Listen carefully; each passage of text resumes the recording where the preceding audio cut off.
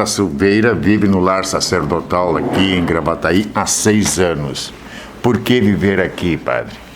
Viver aqui porque já não tinha mais condições de estar trabalhando numa paróquia, né? Já não tinha mais condições, a minha saúde já estava meio abalada. E como justamente essa casa foi feita precisamente para receber os padres idosos, então me mandaram para cá. O senhor é natural de onde? De Encruzilhada do Sul. E foi ordenado padre quando? Em 1954. Em 54. Em Encruzilhada mesmo ou fora? Não, eu estava estudando em Roma, eu fui ordenado lá. Em Roma, na Itália? Em Roma, na Itália. Pertinho do Papa, então? Exato. Tá. E qual foi a última paróquia onde o senhor trabalhou, padre? Bom, provavelmente a última paróquia foi Montserrat. Montserrat, em Porto Alegre. Em Porto Alegre. Isto. E depois? Depois dali eu fui então trabalhar com o bispo da Cúria, como chanceler do arcebispado. Quem era o bispo na época? O bispo da época era Dom Adeus Grings. Dom Adeus Grings.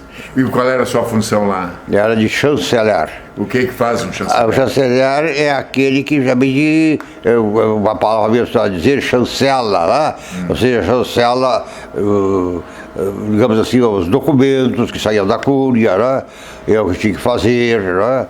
Comunicação com Roma através do, como é que chama, que está lá em Brasília, representando o Papa lá, o Núncio Apostólico, né? E fazer relatórios, né? Quando se tratava da nomeação de padres.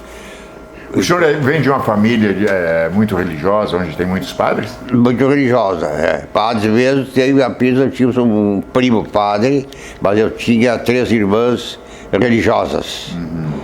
São religiosas. Uma ainda vive, é uma carmelita que está ali no Carmelo, em Porto Alegre, e essa já está com 96 anos. O senhor foi ordenado padre em 1954, isso dá 65 anos atrás. Exato. Qual é a diferença entre a religião, o catolicismo principalmente, de 65 anos atrás e o de hoje? Tem muita diferença? Está muito distante?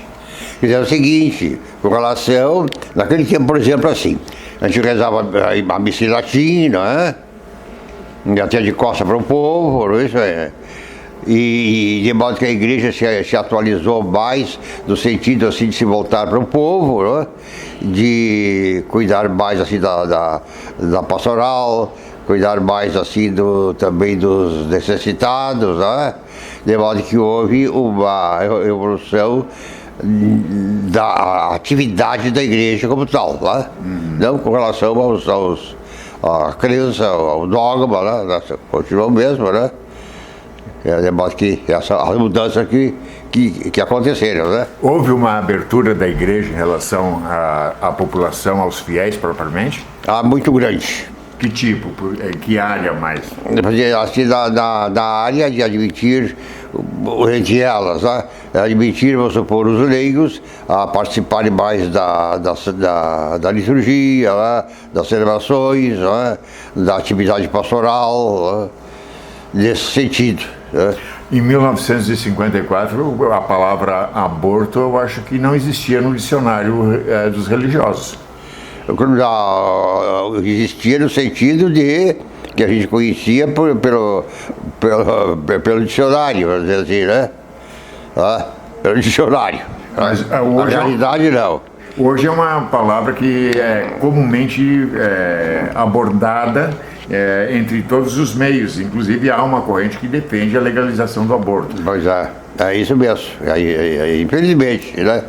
E isso, eu digo infelizmente porque realmente a criança não tem, digamos assim, responsabilidade nenhuma de ter sido gerada, né? E ela precisa realmente ela tem direito de logo que é gerada, já tem vida e, portanto, a vida não pode ser tirada. Quando o senhor foi ordenado padre, quem era o Papa? Pio XII. Pio XII. Depois dele vieram... Então aí, depois dele veio, então, ali... deixa eu ver se eu consigo me lembrar. Paulo VI? Paulo VI, né? Paulo VI, isso. Paulo VI, depois João Paulo II. João Paulo I, Bento XVI e o Papa Francisco. Qual foi o melhor Papa, na sua opinião, nesse seu período aí? Olha, quer dizer, cada um tem o seu carisma, né? Não dá para dizer qual é o melhor, né? Cada um tem o seu carisma. Tá? E qual deles mais se identificou com o senhor, ou com qual deles o senhor mais se identificou? Que, por exemplo, assim, Pio XII era mais assim, intelectual, era mais até de família nobre e tudo, né?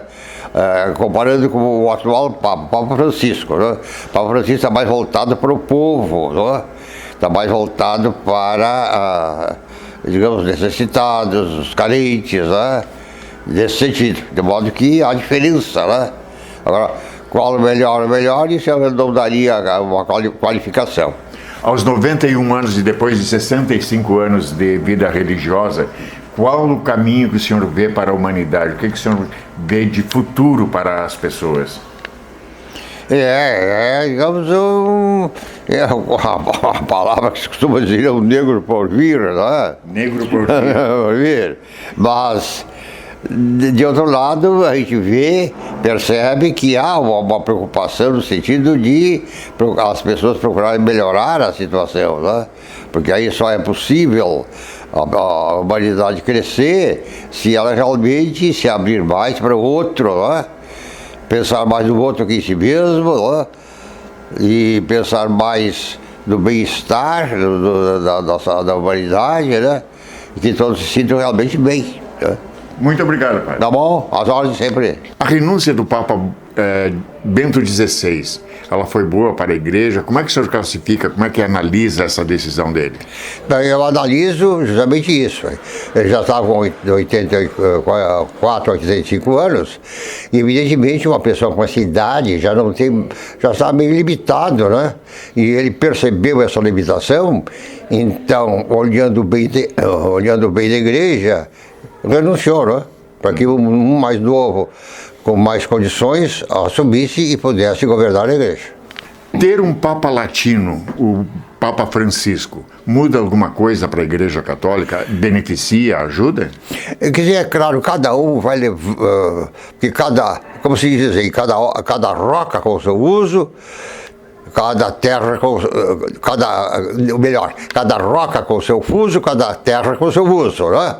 Então, evidentemente, alemão tem lá aquela cultura alemã, vamos supor. O italiano, pá. Aqui o argentino, isso, né? Então, de modo que essa influência cultural, evidentemente, influi um pouco, né? Que, por exemplo, assim, a atividade pastoral da Argentina é diferente daquela da Alemanha, daquela da Itália, né? Então vamos supor o Papa Francisco, como é aqui da América do Sul, da Argentina. Então ele, evidentemente, isso vai influir na atividade dele. Tá? Está influenciando? Está influenciando, sim. Qual é a diferença que o senhor nota do Papa Bento XVI para o Papa Francisco? Olha, assim, o Papa Bento XVI, digamos, eu quase diria assim, mais intelectual, né? Enquanto que o Padre Francisco é mais assim do povo, viu? Uhum. Mais do povo. E por isso até mesmo ontem a igreja celebrou a memória daquela Santa Teresa de Calcutá, né? E essa mulher, realmente que era lá da Iugoslávia, daquela região lá, e acho que o senhor conhece um pouco a história dela, né? Sim, claro. Então, realmente, é um exemplo, aí o Papa atual vê dessas pessoas. E por isso nós também temos uma freirinha aqui, lá da Bahia, Dulce, eu acho que é o nome dela. Dulce. Irmã Dulce. Estamos tratando da canonização dela, porque e justamente, atualmente, o Papa atual está, digamos, elevando a categoria de santo, né? É essas pessoas que se dedicaram mais aos serviços pobres, como Teresa de Calcutá, as causas populares. As causas populares. E não tanto assim aos intelectuais, a classe mais intelectual, né? O senhor chegou na Itália em 1947, numa época logo pós-guerra. Qual é o cenário que o senhor encontrou lá? Bom, em todo caso, aí fui de navio, não é? E meio difícil, esse navio era meio cargueiro, não é? Até me lembro em Santos, carregou café, depois lá eu embarquei, foi em Rio de Janeiro, lá na Bahia ele aportou, e lá então carregou, me lembro que um milhão de coisas, não é? E, bom, aí fomos. Navio meio vagaroso, assim, e quando entramos então no Mediterrâneo, né, agora logo depois da guerra, né, o pessoal lá, evidentemente lá proa, tem gente atento lá do navio, e de repente o navio deu uma guinada assim para a direita até foi, e o pessoal todo se assustou, aí quisemos saber o que era, tinha avistado uma mina. Uma bomba? Uma bomba, né? Afrodar, assim, então tinha que desviar. Quando chegamos em Nápoles, então ali a cidade, o porto todo destruído, navios afundados, né? A cidade toda assim, bastante judiada, eu diria, né? Mas depois do mais, correu tudo bem, viu? Sem risco nenhum para a população? Sem risco nenhum para a população, não, tá tudo calmo, tudo pacífico.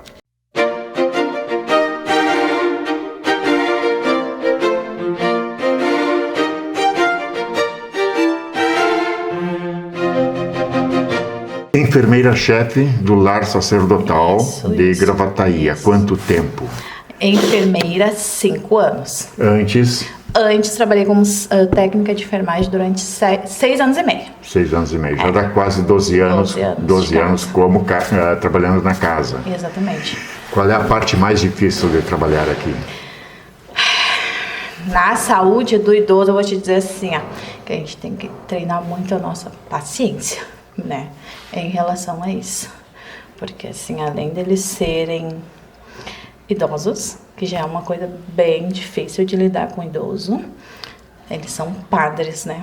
E aí, tipo, eles saem da paróquia deles pra vir pra cá, onde eles têm todo um aconchego, toda uma comunidade em torno deles, e de uma hora para outra eles param aqui e... É uma mudança muito brusca. Exatamente, exatamente. A adaptação é muito difícil? Depende de cada situação. Uns chegam, uma maravilha. Outros já têm um pouco mais de dificuldade, né? Até função da mudança, né? Da mudança brusca que eles têm, né? Hoje são 11 padres vivendo aqui. 12. 12. Todos eles têm algum tipo de problema de saúde ou não? Todos. Todos têm. Alguma coisinha tem, todos. Ou hipertensão, ou diabetes, ou Alzheimer, todos têm. O mais novo que a gente tem na casa tá com 65. Os mais novos, 65. Todos têm uma... Mas chega a ter padre com mais de 90 anos. Temos padre mais de 90 anos. Tem o padre Melo, que completou 91 em dezembro. O padre Gaspar, que vai completar 93 em dezembro. São os que dão mais trabalho? Não. Pois é, eles dirigem? Dirigem. Andam por onde? Aqui pela cidade. A gente libera aqui pela cidade. Centro de Gravataí, máximo Porto Alegre. Nunca aconteceu nenhum tipo de problema com eles? Até então, não. Dá uns deslizinhos, uma batidinha aqui, uma batidinha ali, mas Nada até grave. então que a gente ficou sabendo assim, nada de mais Me grave. conta uma história. Teve fuga de padre daqui? Teve fuga de padres. Quando isso? Como é que foi? Foi em ano passado, 2018, devido ao Alzheimer, né? Alzheimer. Ele saiu pra caminhar, o pobrezinho, e acabou se perdendo. E aí deu um tumultinho, né, pra sair, pra tentar achar o mais rápido possível. E acho que demorou 1 hora por aí, a gente pegou ele lá, quase na divisa do Rincão lá, né? Ele foi indo. Então, perto da 103? Sabe, aquela faixa ali atrás, ele foi indo pelo meio, né? Ele saiu sim, aqui sim. na nossa estradinha aqui, foi indo, caminhando, Rincão da Madalena. E aí na época tinha divisa, assim, não era nada com muros ainda, agora devido ao condomínio, ele foi indo, e quando achamos já tava quase lá na avenida lá Qual é o maior cuidado que tem que ter com os padres aqui? O que eu vou te dizer? Aqui a gente prioriza, tipo, a individualidade de cada um, né? Então, cada um tem sua individualidade, isso a gente preza bastante e muito, né? Mas, assim, a gente tenta dar um maior carinho e amor para eles, né? O fato de serem padres, Luizelli, serem padres, homens, já de idade, assim, de uma cultura diferente que vem lá de trás, serem cuidados por mulheres, eles não têm uma certa resistência? Muito pouco, muito pouco. Quando, assim, ó, tem dois que não querem, sabe? Mas a gente vai com jeitinho, vai indo, pelas beiradinhas, como a gente diz, e tudo se resolve. Aí eles deixam. Até porque eles estão vendo que eles estão necessitando já, né? De algum tipo de auxílio. São pessoas esclarecidas. Exatamente. Tipo, nós temos 4. 1, 2, 3, 4. Que necessitam de mais cuidados, né? Que são praticamente os que estão lá na sala agora. Que são Alzheimer, cadeirantes. E aí a gente tem que ter todo um cuidado especial com eles.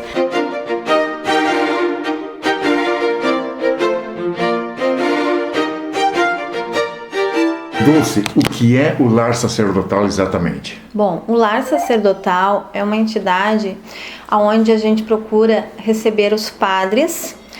É a casa deles, quando eles não têm mais condições de manter os seus serviços nas paróquias. Completou 30 anos agora. Completou 30 anos agora, dia 7 de agosto. E ela foi criada e é mantida pela Associação Fraterno Auxílio. Que é dos próprios padres. Dos próprios padres. Quer dizer, eles contribuem... Os padres residentes contribuem com uma mensalidade. E os que estão fora contribuem também? Contribuem também. Para que no futuro possam utilizar... Para que no futuro próximo eles possam... dentro das necessidades nossas e as necessidades deles, poderem estar aqui conosco. Que tipo de serviço presta hoje o lar? O lar sacerdotal, ele presta vários serviços para os padres. É um serviço de fisioterapia, né, individual ou grupal, né?